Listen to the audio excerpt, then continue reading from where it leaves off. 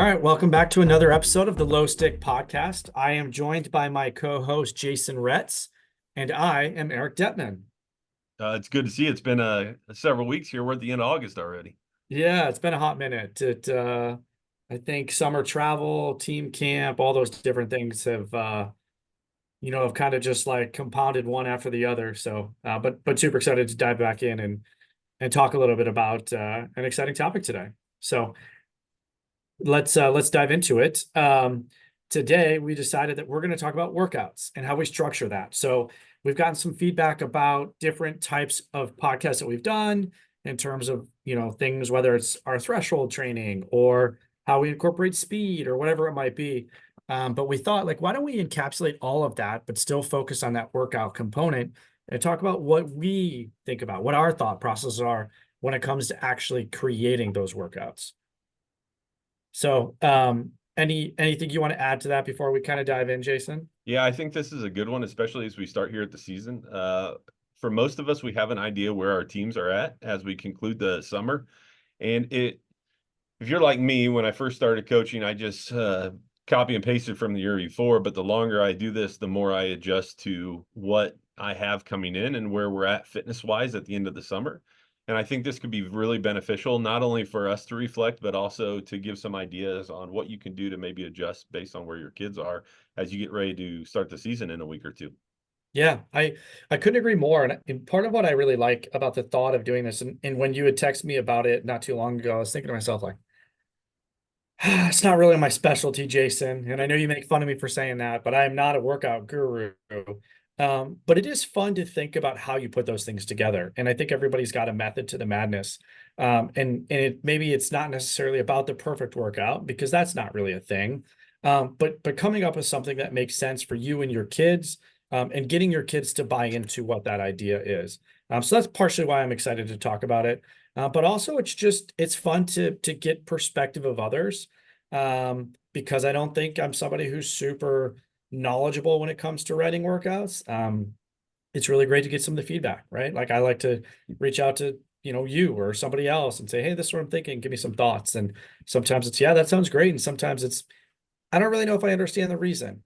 So I'm really excited about this podcast for some of those reasons. Yeah, let's get into it. Yeah, let's do it. So, let me ask you this, because I think a lot of our audiences, people who are just getting into coaching, who are newish to coaching, who have some questions of how to structure this or how to structure that. First and foremost, do you keep track of what you do on a yearly basis? And what does that look like? Absolutely. I keep it on a Google Sheet these days. I used to keep it printed into a binder and put it into a file folder at the end of the season, everything printed out, ready to go. Now, with the power of Google, if you open my Google Drive, you will see a folder for every year, and you'll see workouts and splits and all kinds of crazy stuff. So we do keep track of everything for every year. Now, with that being said, I used to go through and I used to plug in the splits for every single person because we have the kids record every single time. But I used to go through and input all of that data all the time. And now what I've found myself doing is caring less about what those numbers are and maybe just going back and putting a note or two on how the workout went and where we were in the season. So instead of on that blank spreadsheet, putting 86, 87, 88, 88, 88, Mhm. all the way through. Maybe I put the weather and the stuff and say, hey, rolled really well on this. This is where we needed to be at this point in the season. So then when I look back at where I was with the meets and what the workouts that I gave, I see, hey, maybe it was a really hot day and we adjusted and we went shorter. This is a great workout to put in. It worked really well in years past. Yeah. What about you? Yeah, that's the thing. When I took over in 2019, I really tried to emphasize was writing down everything that we did so that I had something to look back on and what worked and what didn't. And I remember talking to my old co-head track and field coach, who was the sprint coach at that time. And it was 2018, and I had written the workouts for our girl distance runners for the first time, and a couple of our kids found a ton of success. And I was like, oh, shoot, I wish I wrote that down. because it worked. Like our kids peaked at the right time. They ran fast at the right time.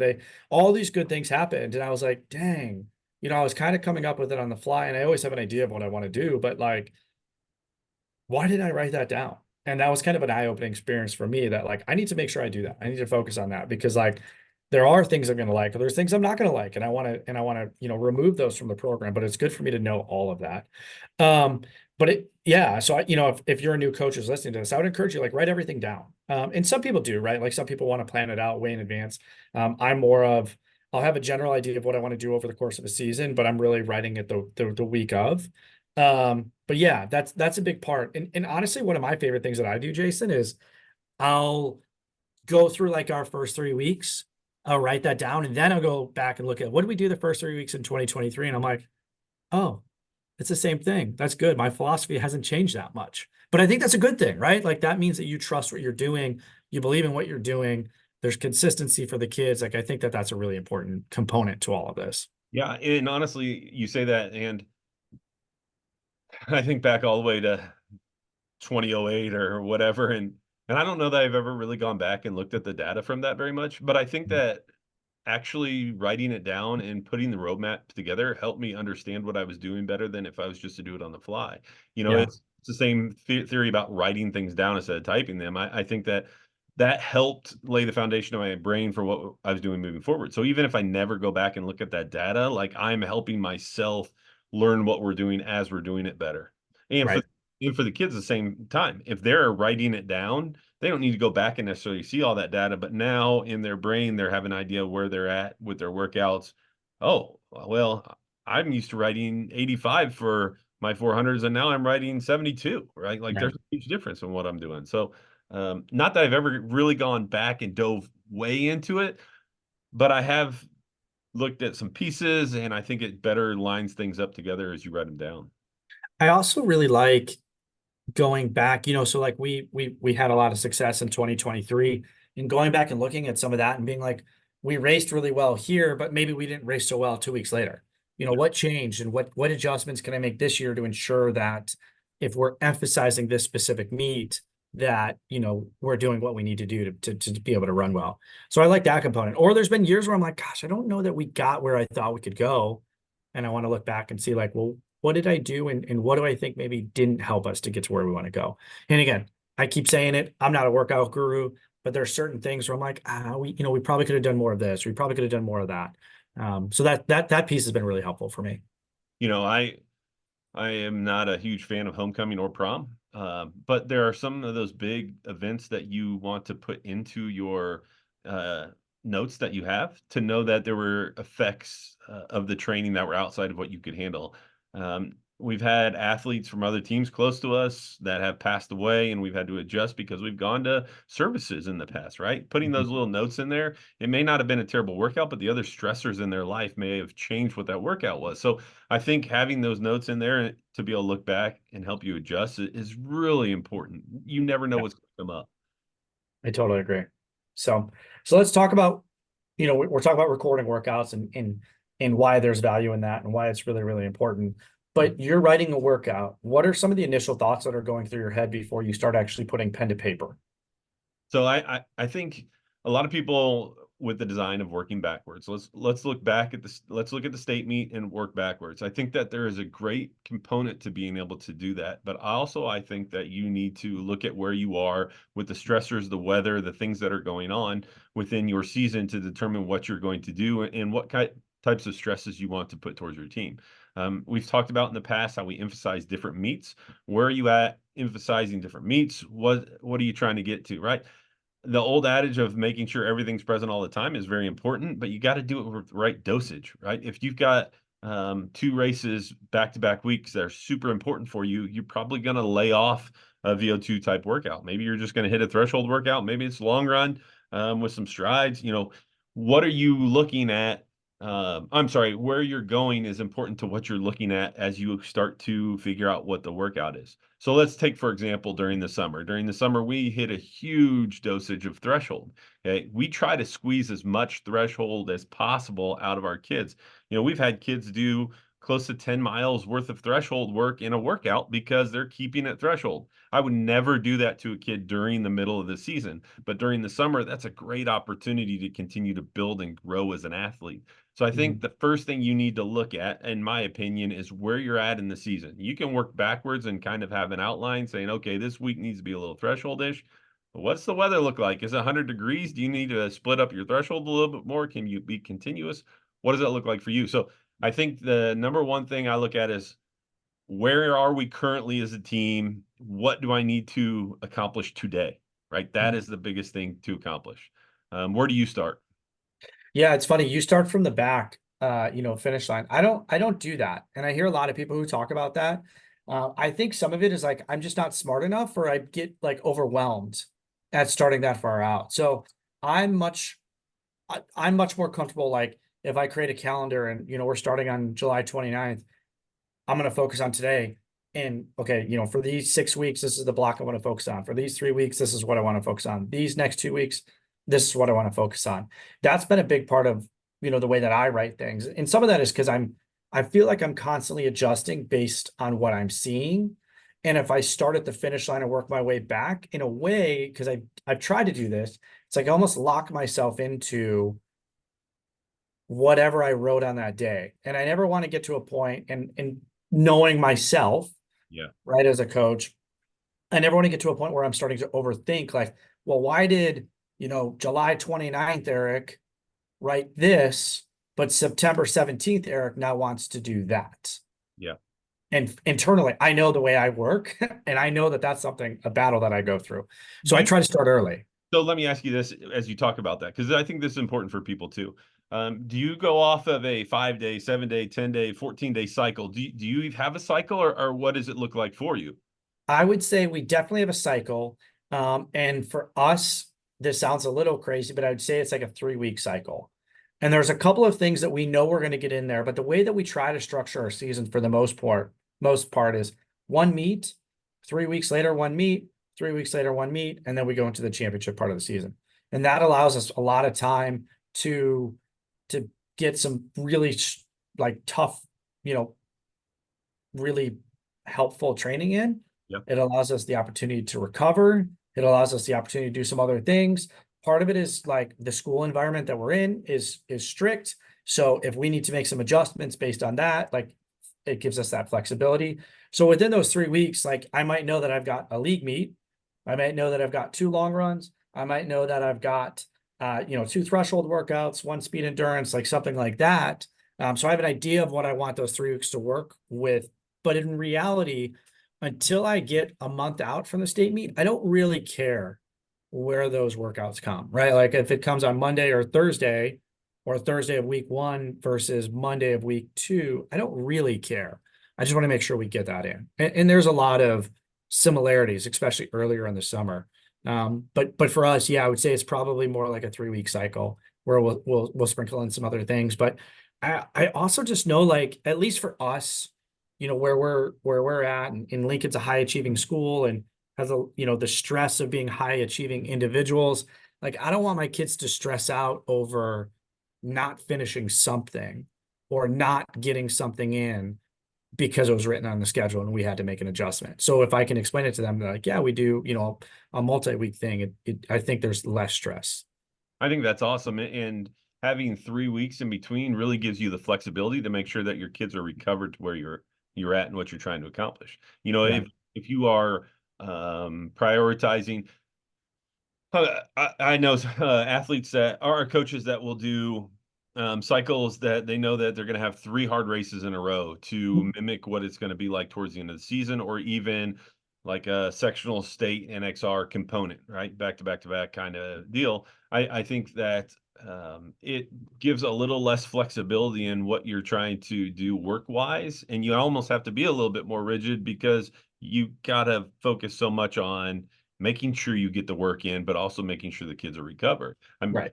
It's just not feasible to say, you know what, we're not going to get any workouts this week because we got a large component of school. We're just going to easy run. It, Right. you can't do that. And you're in a situation where when you put it every 3 weeks, you have an ability to push things around appropriately to let them be able to get the workout that they need. Right.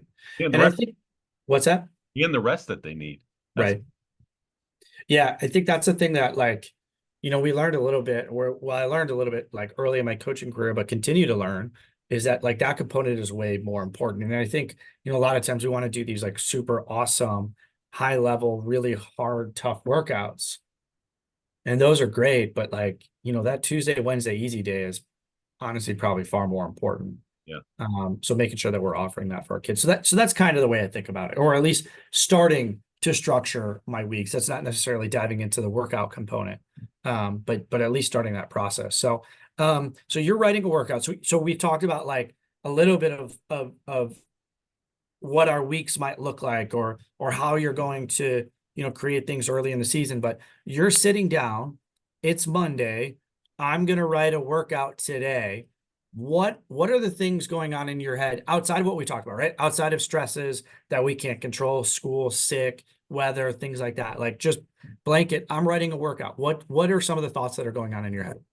So a couple of things that I need to think about right off the top is, okay, let's just say, 2 weeks on the 12th, we're going to start our first day of practice, right? We're going to have our first workout on that Thursday, 15th, 16th, whatever the day that is. And we are going to do a high volume of threshold work. The reason we're going to do a high volume of threshold work, it's early in the season. We're trying to still develop that motor as much as we can during that time. And also, the weather is normally going to be 80s, 90s, 100 degrees outside. And if I can make a threshold work, I can make sure our heart rate isn't getting too high. We're not getting to the point of exhaustion where it's going to take several days to recover from that. I should be able to turn around when I need to next and get another workout in. So the first thing I'm looking at as I'm writing that is, okay, I want a high volume for my workout. If I want a high volume for my workout, I have to go threshold because the effort is not as high.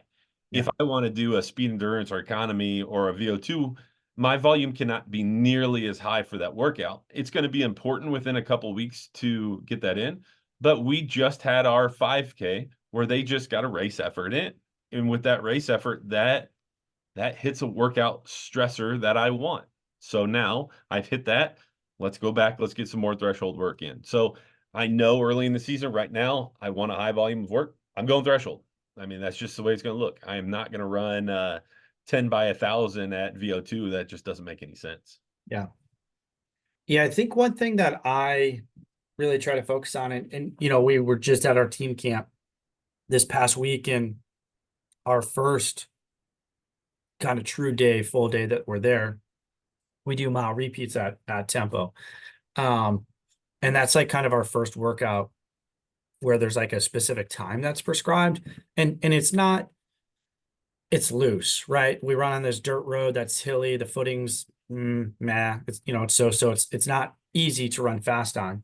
But I'll give it kids a general guideline. And typically the way that I describe it is I don't want you any faster than this pace for the first one. So for my top boy, it might be 5:30.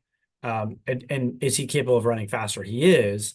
But I would rather he's 5:38 for the first run rather than 5:27. And a big part of that is because like I know where I want to get to at the end of the workout. So that's kind of the first thing I'm trying to think about is I think a lot of kids get really gung-ho and want to, test themselves. So it's giving them, and I'll use that terminology a lot. Like I'd rather you, if I'm going to tell you to run 6 minutes for a mile, I'd rather you be 6:08 than 5:59. Because I feel like internally that helps them to understand how serious I am about not running too fast. The second piece is, well, let me take a step back. When I also think about the high level kids that we've had at Lincoln, they know their bodies better than I do, right? Every athlete knows their body better than the coach does. So for some of my kids, I've prescribed, this is what I want this to look like. This is what I want it to feel like. This is the effort of the pace. And the first one they'll run, what I say, right? If I say we're going to do 15 400s and 65 or whatever, they'll run that and they're like, that was really easy. I think I can run this. And I actually appreciate that because like they know themselves more. And I think our highest level athletes have been willing to ask questions like, hey, I think I'm capable of more. Can I do more? Like, can I run faster? And my answer most times is yes, as long as the last one is the same pace as the first one. Or like, I don't want them to go 65 and then run a bunch of 63s and close in 71 because they're dying. So that's kind of the first piece, long-winded answer. Second is like volume of workout. So I'm pretty specific with my kids that if you want to do this volume, you have to earn the opportunity to do that. So what I mean by that is like, if you want to run 5 by mile at tempo, but you're only running 20 miles a week, we're not going to do that. Like Right. that doesn't make a lot of sense, right? That leads to injury. That leads to all these other different things. So trying to be really careful with our kids, and sometimes rather than miles, maybe that means 1200s. Rather than 1200s, it means 600s. But really trying to understand like what's their volume and what's the appropriate distance, as well as reps that is going to allow these people to stay healthy over the course of a season. So I know that was long-winded, but those are kind of the two main things that I think about. So then let me ask you this.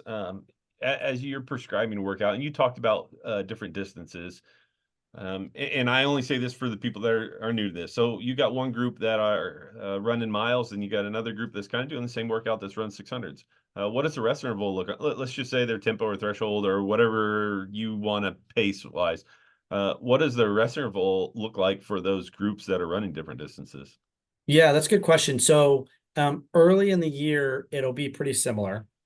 So like if my top boys are doing mile repeats, they'll take a minute rest. The, lower level JV kids who are new, maybe are doing 600s, they'll take a minute rest. A lot of times because like they're actually running slower than their tempo Yeah. because they don't really know what that means. And I will prescribe a pace that is purposefully slow because I want them to walk away from that workout being like, there's more there. And I enjoyed that rather than, oh my God, that was the hardest thing I've ever done. I'm never coming back again. Yeah. Like early in the year, that's what I'm doing. As we progress and we get to a point where those kids have the ability to run a mile at tempo, and they're probably running a true mile at tempo, I'll still give them more rest because their volume, there's aerobic development by doing tempo runs, but there's far more aerobic development that comes with consistent days, day after day after day after day, through training runs and some of these other things that we do. So even though we're trying to develop the same system, their way of developing, for these lower level JV kids is quite a bit different because their aerobic development is quite a bit different. So my upper level boy can run a mile at tempo and recover just fine in a minute. My lower level JV boy, who's doing a mile at tempo, so in theory the same effort, still can't recover as quickly. So we'll take maybe 2 minutes or 90 seconds, depending on who that is. Yeah, because their heart rate's still going to be high. They're not used to Right. that type of stimulus. Right. And some of it is just it's not even a tempo stimulus. It's just a stimulus of running consistently for that period of time. Yeah, That's what absolutely. we're trying to help them with. Absolutely. So yeah, so that's kind of what that looks like. And I say for tempo, but that really is for anything. We might do some VO2 work and we might do 800s of VO2 with our top kids and 400s with the younger ones. But the younger ones are going to take if it's taking them 90 seconds to run a 400, they're going to take 2 minutes of rest. And we're trying to be really specific with that. And I think the important thing, if you're listening, is they're running different distances, but the time that they're running is going to be rough, not the same, but closer to the same, right? A Right. kid in a mile and 600, obviously not the same, but if you got a kid running a 1200 in a mile, they could be running roughly the same amount of time of varsity kid versus JV kid. And your Right. body, for distance, it only knows time of stimulus. So you're putting a time of stimulus in there that's going to allow them to create a change without overdoing it. Because for some of them, doing mile repeats at threshold turns into VO2 because they can't handle that long of an effort at that pace without going over their limit. Right. I think that was the thing that honestly, Jason, that you kind of opened my eyes to is we were talking about threshold training at one point, and we used to do 2Ks and we still do. I still think that there's a ton of value in doing 2Ks. But where you opened my eyes is like, well, if your boys are doing 3 and your girls are doing 3, your girls in theory are getting more threshold training because they're running for a longer period of time. And I hadn't honestly really thought about that like 3 years ago or 4 years ago when we first started talking about it, but it makes absolute perfect sense. And I think that's a big part of, what is something that's important to think about is like how much time and or how much effort at this time do I want the kids to experience? Yeah. And And that was something you really helped me with. I think threshold is one of those ones where time of stimulus is important. And if you look at a VO2, the distance is important because VO2 is closer to what would be 2 mile race pace, right?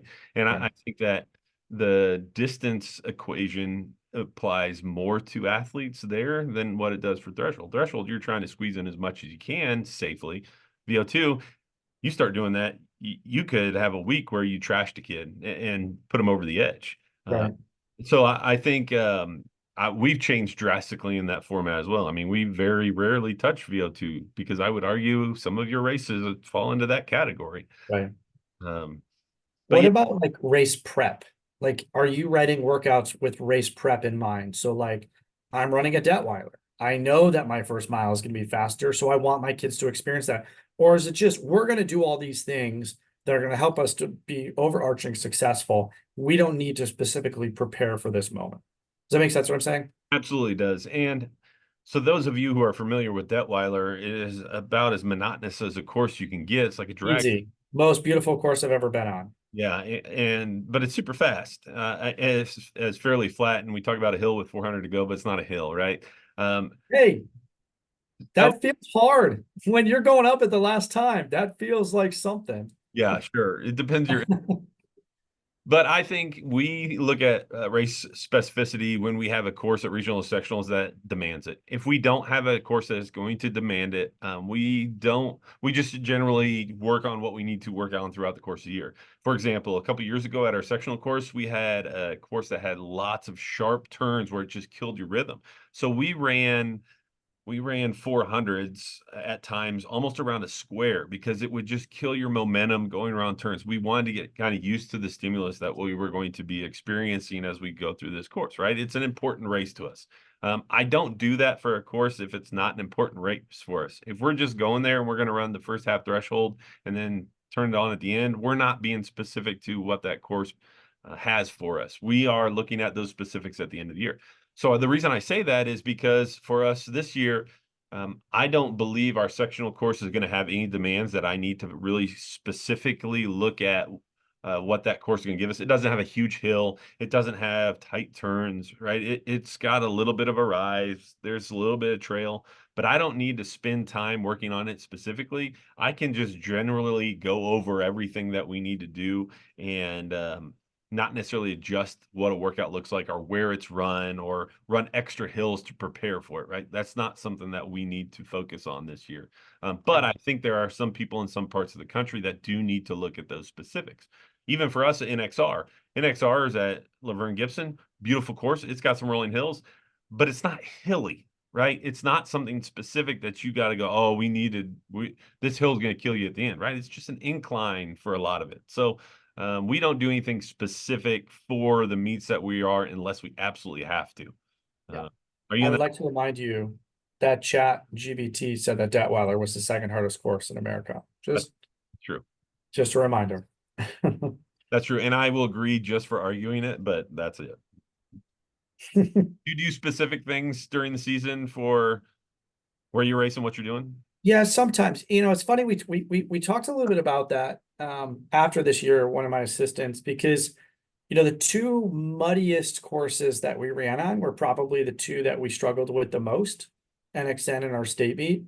Um, and it's tough. We don't have, because of the fact that we're, in the middle city, inner city, whatever, of Portland, we don't have a lot of places to run on that type of terrain.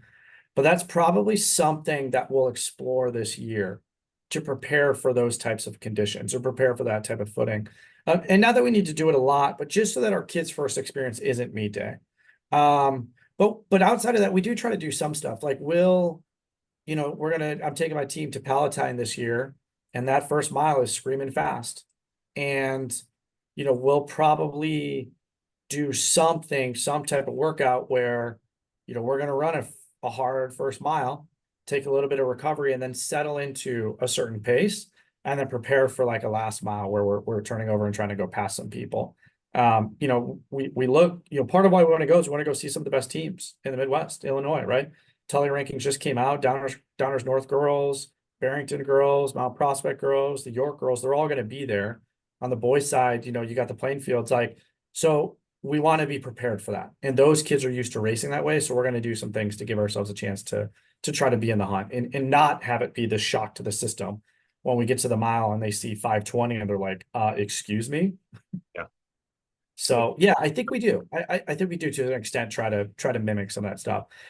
But even more so than workouts, this was a big Mr. Newton thing.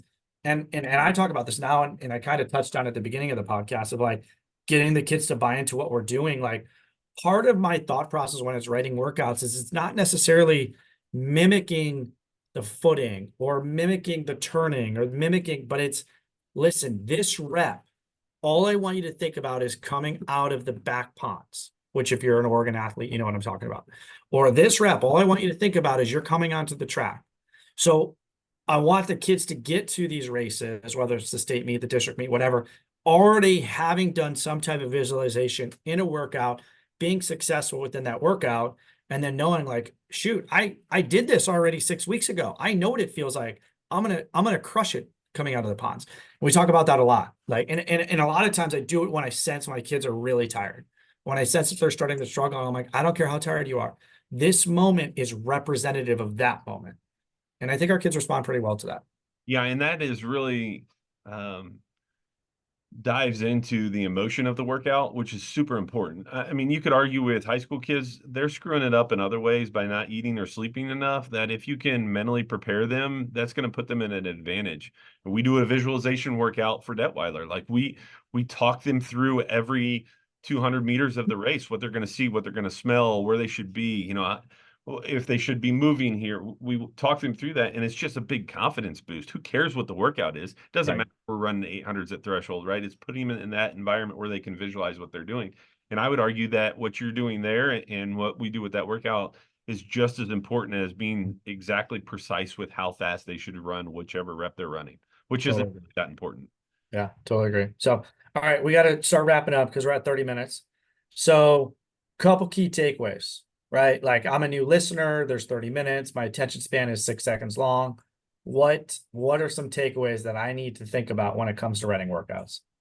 I think the first thing you got to do is look at where your team is at the moment that you're starting to write that workout. Do what's appropriate for them there, not what you just necessarily picked up in the clinic. Hey, we want to try this workout. If your team isn't ready for that workout, don't do it. You need to figure out where your team is, what they can handle, where you are in the season. I think that's got to be your biggest takeaway. Would you agree? Yeah, 100%. If you I start think, from the front or start from the back, do what works best for you and do what works best for your race cycle. I mean, we have different ways of doing it, but your race cycle is different than what our race cycle is. And I right. think that if you're a new listener, don't plug in what Eric does and don't plug in what Jason does. Look at where your races are, what's important to you running fast, and plug your workouts according to where you want to run best. Yeah.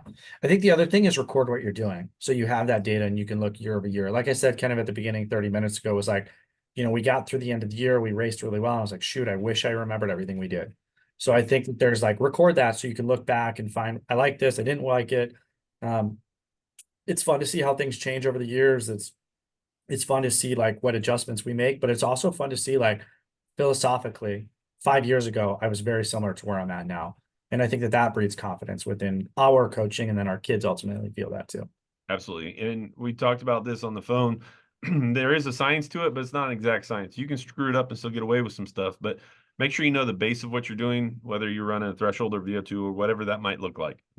Try not to screw that part up. You Yeah. can terribly bad. Always be conservative there. Yeah. Totally agree. So Well, awesome. Well, we appreciate you guys taking the time to listen.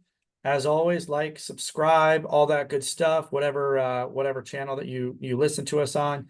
And as always, if you've got questions, comments, concerns, things you want us to talk about, feel free to send those over. So signing off, I'm Eric Detman. yeah, Jason Reds, good luck to the start of your seasons.